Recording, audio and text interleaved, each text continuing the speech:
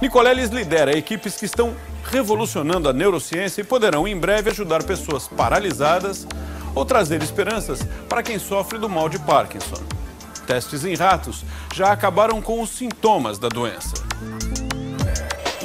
A gente combate esse sintoma que é a sincronia do disparo elétrico das células. E em conseguindo fazer que essas células saiam, a gente fala fora de fase, né? Que elas saiam fora de... Literalmente.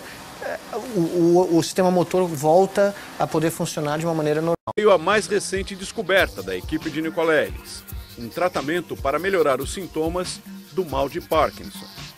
Terapias tradicionais estimulam o cérebro com choques elétricos de baixa voltagem, o que exige abrir o crânio e colocar eletrodos lá dentro. Mas Nicoleles tem uma técnica revolucionária. Ele usa a espinha dorsal como o alvo do tratamento. A ideia era usar a espinha dorsal como uma rodovia que acessa quase todas as regiões fundamentais do sistema motor do cérebro.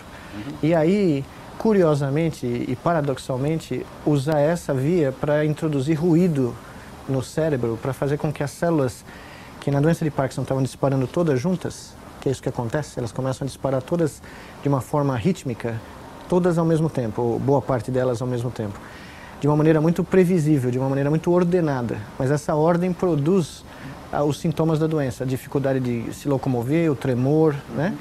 Então, na realidade... É como se fosse um curto-circuito, na verdade. É quase como se fosse no nosso jargão, é uma crise epilética, quase que fosse uma crise epilética, né?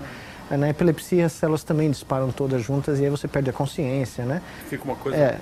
Fica tudo sincronizado. Estímulos neurológicos coordenados são ruins, então? A atividade elétrica sincronizada dessa maneira, tão de alta sincronia, é deletéria, é patológica. Então, o que nós fizemos foi achar um lugar no cérebro, que é a medula espinal, onde a gente pode injetar um pouco de ruído no sistema, de tal maneira que essas células possam escapar dessa oscilação, que elas possam começar a disparar fora desse padrão ordenado. É como criar um pouco de caos dentro do cérebro. E no momento que a gente fez isso, o animal quase que instantaneamente começa a poder andar, engolir comida, manipular o rosto, fazer todos os movimentos que ele não conseguia fazer por causa da patologia que foi induzida, né? Os ruídos são introduzidos no cérebro de ratos através de impulsos elétricos aplicados na medula espinhal, perto da base do crânio. Essa é a região onde se concentram as fibras nervosas que levam e trazem informações entre o cérebro e as regiões motoras. O resultado aparece em questão de segundos.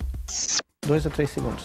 É quase que instantâneo. E enquanto esse estímulo está sendo aplicado, isso acontece? Enquanto o estímulo estiver ligado nessa frequência 300 Hz, nesse caso, nos roedores, eles podem andar, eles podem engolir, eles podem manipular a face. Nada do que eles conseguiam fazer antes? Nada do que eles conseguiam fazer antes. Então é uma reversão do sintoma motor.